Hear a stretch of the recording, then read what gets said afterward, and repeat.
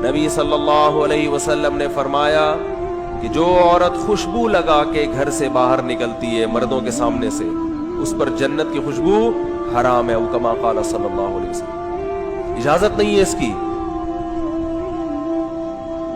سعودی عرب کے شیخ بن باز رحمہ اللہ تعالیٰ کا فتویٰ تھا، عرب میں ڈرائیور رکھنے کا بہت معمول ہے، انہوں نے فرمایا کہ عورت اگر ڈرائیور کے ساتھ سفر کر رہی ہے تو وہ خوشبو کا استعمال نہیں کر سکتی، نہیں کر سکتی خوشبو کا استعمال۔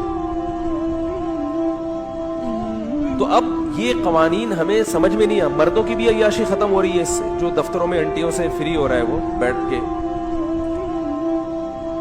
سالیوں سے جو بیوی کو اتنا لفٹ نہیں کرا رہے، سالی آ جائے کسی کی بشرطے کہ وہ خشک سالی کا شکار نہ ہو،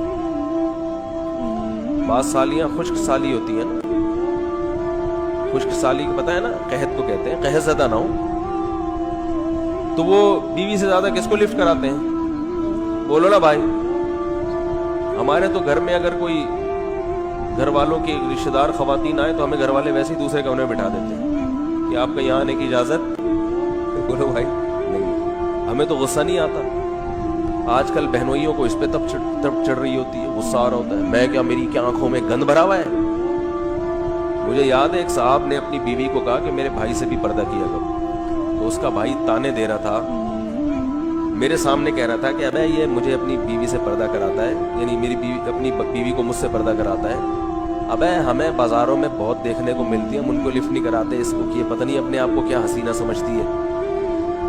تو میں نے کہا پھر اتنی تکلیف کیوں ہو رہی ہے آپ کو؟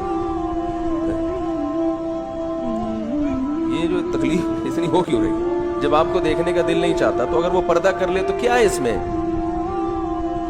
ہر چیز میں رکاوٹ، پتہ ہی نہیں چل رہا کہ ہم کمبخت مسلمان ہیں یا کافر ہیں۔ بھائی یا تو گورے جیسے بن جاؤ نا، پھر پھر چڈی پہن کے آؤ، بنیان پہن کے، کیا یہ شلواریں اور پجامے اور ناڑے اور یہ کیا ہے ٹینشن؟ کتنی ٹائم لگتا ہے ناڑا ڈالنے میں؟ شلوار کا ناڑا گھوم جاتا ہے بعض دفعہ جیب ادھر ہوتی ہے، ناڑا دوسری طرف سے ڈال دیتا ہے، جیب پیچھے چلی جاتی ہے، کتنی ٹینشن والا کام ہے۔ تو ٹینشن فری زندگی گزارو یار، گورے کی طرح لائف کو انجوائے کرو۔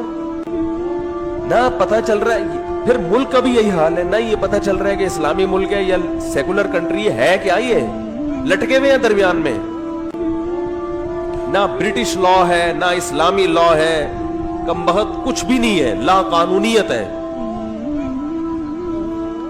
آپ اندازہ لگاؤ یار، یہ درندگی کی انتہا نہیں ہے۔ 5 سالہ بچی، وہ کتنی معصوم پیاری بچی ہوتی ہے، اس کے باپ پہ کیا گزر رہی ہوگی؟ اب بھی ہوش کے ناخن لینے کے لیے تیار نہیں ہے۔ 2 فالٹ ہیں، 2 خرابیاں ہیں معاشرے میں جس کی وجہ سے ایسے جرائم بڑھ رہے ہیں۔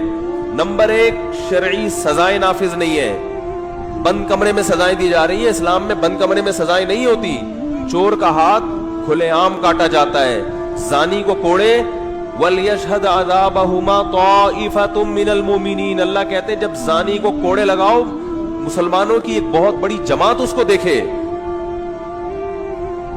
رجم کیا جائے گا نا زانی کو، مسلمانوں کی بہت بڑی جماعت دیکھے کہ پتھروں سے مار رہے ہیں اس کو۔ جب اس طرح کے فسادی لوگوں کو، جو اس طرح بچیوں کا ریپ کرتے ہیں، سزا دو تو چوک پہ لٹکاؤ اس کو، ساری دنیا دیکھے، اس میں کیا تکلیف ہو رہی ہے؟ لیکن اسمبلی میں بیٹھے ہوئے لوگ یہ قانون نہیں بنائیں گے کیونکہ ان کو ڈر ہے کہ کل ہم بھی چوک پہ نہ لٹکے ہوئے ہوں۔ ان کی تو جیلیں آپ جا کے دیکھو، بحریہ ٹاؤن سے اچھی تو ان کی جیلیں ہوتی ہیں سیاسی لوگوں کی، اپنے لیے کیسی خوبصورت جیلیں بنائی ہوئی ہیں دیکھو، ہیں سیاسی جیلیں ہوتی ہیں نا، ان میں بچے بھی پیدا ہو رہے ہوتے ہیں، ان کے اگلے وزیر اعظم بھی جیل میں پیدا ہو رہا ہوتا ہے، صدر بھی جیل میں پیدا ہو رہا ہوتا ہے، کوئی کام ان کا رکتا ہی نہیں ہے۔ اسلام میں جیل نہیں ہے، اسلام میں سزا ہے، چوک پہ لاؤ، کوڑے لگاؤ، پتلی گلی سے نکلو، کیش سزا، چلو جاؤ اب کام کرو، اب جو کرنا ہے کرو، اب تو کوئی تمہیں تانا نہیں دے گا کہ سزا ملی ہے، بس تو ہو گئی سزا۔ جیلیں بنائی ہوئی ہے، غریب کی جیل الگ ہے، امیر کی جیل الگ ہے، سیاسی لیڈروں کی جیل نہیں، وہ بحریہ ٹاؤن ہے۔ وہ سعودی عرب میں ایک بنگلہ دیشی کو پکڑ لیا کسی نے، وہ بیچارہ غریب آدمی، اس کو اتنی اچھی جیل ملی نا، ویسے سعودیہ کی جیلیں ساری اچھی نہیں ہیں، لیکن بعض دفعہ وہ کوئی ایسا مجرم نہیں ہوتا تو بڑی پروٹوکول مل جاتا ہے جیل میں. ہمارے ملک سے پھر بھی بہرحال اچھی ہے. تو بیچارہ بنگلہ دیش کا تھا, وہ اس کو جیل میں لے گئے, انلیگل گھوم رہا تھا وہ نا, تو وہ 6 مہینے یا سال جیل میں رہا. اس کو اتنا مزہ آیا, وہاں پہ کھانا پینا مل رہا ہے, پھر جیل سے جاتے ہوئے اس کو پیسے بھی دیے نا, خرچہ بھی. تو ہمارے ایک دوست نے بتایا کہ جیسے ہی رہائی کا ٹائم آیا تو بادشاہ کو گالیاں دینے لگا. وہ سعودی عرب میں بادشاہ کو گالی دینا معمولی جرم نہیں. تو جیل کا عملہ ہنسنے لگا. اس نے بولا تجھے دوبارہ نہیں پکڑیں گے, جا یہاں سے. وہ سمجھ گئے کہ یہ چاہ رہا ہے کہ مجھے 1 سال, وہ تو انلیگل رہ اس لیے رہا تھا کہ کھانے پینے کا کوئی کیا ہو جائے.